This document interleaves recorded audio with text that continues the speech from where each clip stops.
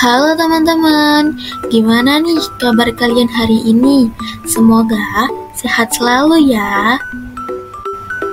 Nah, di sini kita akan membahas mengenai pengertian konsep ekonomi Malthus. Sebelumnya, siapa sih Malthus itu? Nah, Malthus lahir pada tanggal 13 Februari tahun 1766 di Surrey, Inggris. Beliau memulai pendidikannya di rumah hingga ia mendaftar di Jesus College, Cambridge untuk menempuh pendidikan sarjana dan pascasarjana. Beliau menjadi anggota Cambridge pada tahun 1793 dan kemudian pada tahun 1805, Malthus diangkat menjadi profesor pertama sejarah dan ekonomi politik di perguruan tinggi East India Company di Hertfordshire. Malthus meninggal pada tanggal 23 Desember 1834. Salah satu pemikiran Thomas Robert Malthus yang terkenal adalah tentang kependudukan. Dalam bukunya Essay on Population, Malthus menyatakan bahwa angka peningkatan populasi manusia tidak dibarengi dengan tersedianya jumlah makanan dunia, sehingga ledakan penduduk baginya adalah ancaman. Malthus juga menekankan pentingnya untuk melakukan pembatasan laju perkembangan populasi penduduk serta jalan keluar yang ditawarkan oleh Malthus adalah menunda usia perkawinan dan mengurangi jumlah anak. Todara and Smith 2006. Robert Malthus mengemukakan beberapa pendapat tentang kependudukan, yaitu yang pertama, penduduk apabila tidak ada batasan akan berkembang biak dengan cepat dan memenuhi dengan cepat beberapa bagian dari permukaan bumi. Yang kedua, manusia untuk hidup memerlukan bahan makanan, sedangkan laju pertumbuhan makanan jauh lebih lambat. Dalam artian deret kurung dibandingkan dengan laju pertumbuhan penduduk deret ukur. Akibatnya, jumlah barang dan jasa termasuk makanan tidak seimbang dengan jumlah penduduk.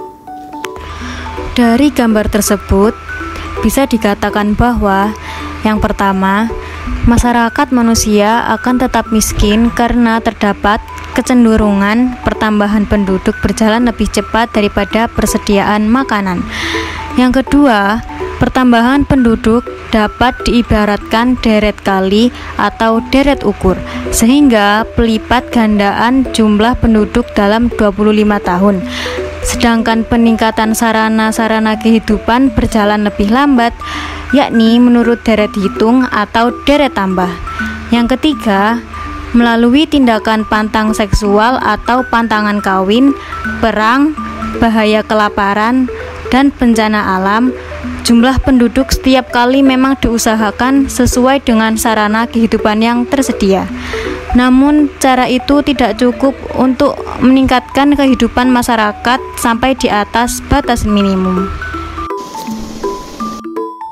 Robert Malthus menyatakan bahwa jika tidak ada pembatasan, kecenderungan pertambahan jumlah penduduk akan lebih cepat dari pertumbuhan pangan. Perkembangan penduduk akan mengikuti deret ukur, sedangkan perkembangan pangan mengikuti deret hitung. Menurut Malthus, proses pembangunan adalah suatu proses naik turunnya aktivitas ekonomi lebih daripada sekedar lancar tidaknya aktivitas ekonomi. Malthus lebih realistis dalam menganalisa pertumbuhan penduduk dalam kaitannya dengan pembangunan ekonomi. Pertumbuhan ekonomi saja dianggap tidak cukup untuk berlangsungnya pembangunan ekonomi. Pertumbuhan penduduk adalah proses pembangunan karena pertambahan penduduk tidak bisa terjadi tanpa peningkatan kesejahteraan yang sebanding. Akan tetapi, pertumbuhan penduduk saja tidak mampu meningkatkan kesejahteraan. Pertumbuhan penduduk akan meningkatkan kesejahteraan hanya bila pertumbuhan tersebut meningkatkan permintaan efektif dengan cara menaikkan tingkat pekerjaan, pendapatan, dan tabungan untuk mendorong pembangunan. Dalam teorinya ini, Malthus tidak menggambarkan adanya gerakan perekonomian menuju keadaan stasioner, melainkan adanya kemerosotan beberapa kali sebelum mencapai tingkat tertinggi dari pembangunan, pertumbuhan penduduk, dan pembangunan ekonomi. Menurut Malthus, pertumbuhan penduduk adalah akibat dari proses pembangunan. Namun, pertambahan penduduk tidak bisa terjadi tanpa peningkatan kesejahteraan yang sebanding. Jika tingkat akumulasi modal meningkat, permintaan atas tenaga kerja juga meningkat. Kondisi demikian mendorong pertumbuhan penduduk. Akan tetapi, pertumbuhan penduduk akan meningkatkan kesejahteraan hanya bila pertumbuhan tersebut meningkatkan permintaan efektif. Malthus memiliki beberapa saran untuk meningkatkan pembangunan ekonomi, di antara lain: A. Meningkatkan faktor ekonomi. Yang pertama, pertumbuhan berimbang perekonomian dibagi menjadi dua, yaitu sektor pertanian dan industri. Kemajuan teknologi pada kedua sektor yang membawa pada pembangunan ekonomi. Yang kedua, meningkatkan permintaan efektif. Langkah-langkah untuk meningkatkan permintaan efektif yang pertama yaitu pendistribusian kepemilikan tanah secara adil. Yang kedua, memperluas perdagangan internal dan eksternal. Yang ketiga, peningkatan konsumsi tidak produktif. Dan yang keempat yaitu peningkatan kesempatan kerja melalui rencana pekerjaan umum. B.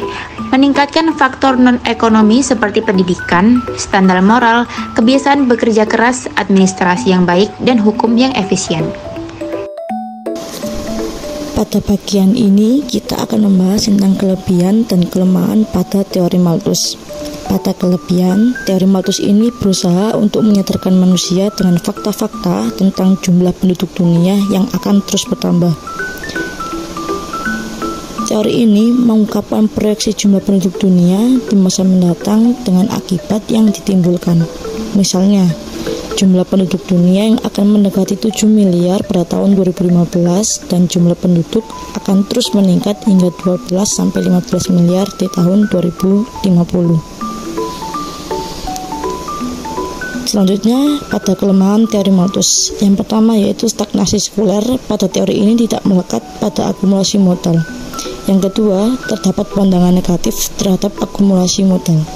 Yang ketiga, pada teori ini komoditi tidak dipertukarkan dengan komoditi, melainkan dengan tenaga kerja. Yang keempat, pada teori Malthus ini juga konsumen tidak produktif memperlambat kemajuan dan dasar tabungan bersisi satu. Sampai di sini dulu ya pembahasan kita hari ini.